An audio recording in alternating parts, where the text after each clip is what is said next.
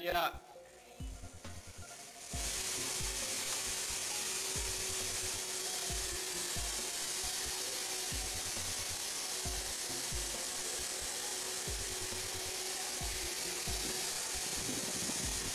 Is that about LEDs getting dimmer as they flicker quicker? Okay, so the way that an LED works is that inside is a chemiluminescent that illuminates when you pass a current through it. So if you pass a current through that too quickly, then there's not enough time for the reaction to occur to fully illuminate the bulb. Now, the same thing would happen if you used an incandescent bulb like a normal house bulb. When you flicked it on a fraction of a second and off again, it wouldn't have enough time to heat up inside the little element inside in order for it to create the full light that that light offers. So, and even if you just think about it, if I have this light on permanently, and the difference between having it on permanently and having it on flickering, sometimes it's off and sometimes it's on. So just that period of time that occurs in between makes it dimmer a little bit, even just the flickering. So you can imagine that happening on a really, really fast scale, and suddenly the lights are a little dimmer. So unfortunately, or fortunately, sometimes it will be brighter and sometimes it will be dimmer. Exactly, at the same difference, distance symmetrically on all the...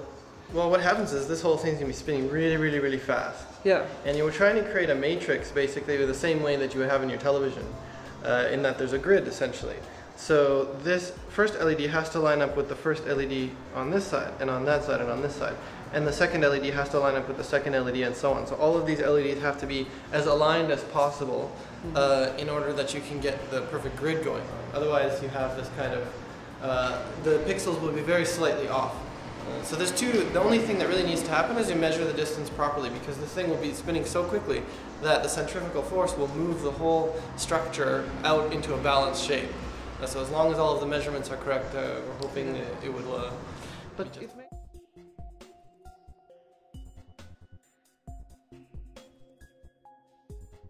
Okay, so with any kind of screen that we're dealing with, we are always dealing with the illusion of 3 dimensions. And that's always been a problem in the cinematic apparatus, a well-known established problem. I think that what this does is it gives us a chance to look at it from the perspective of making it mechanically more 3D. And so by having this immersive experience, you literally feel like you're inside of the film, inside of the moving image, and that has a lot of potential.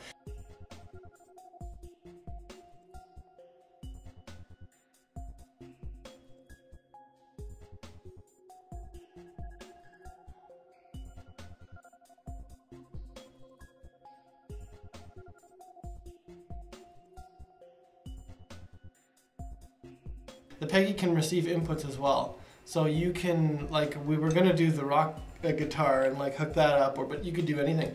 They could use wheeze, they could use motion, sound, heat, biometric detection. You could have someone's heartbeat going to some kind of you know, representation of their biofeedback in the device. It's really limitless in terms of the inputs that people could use in.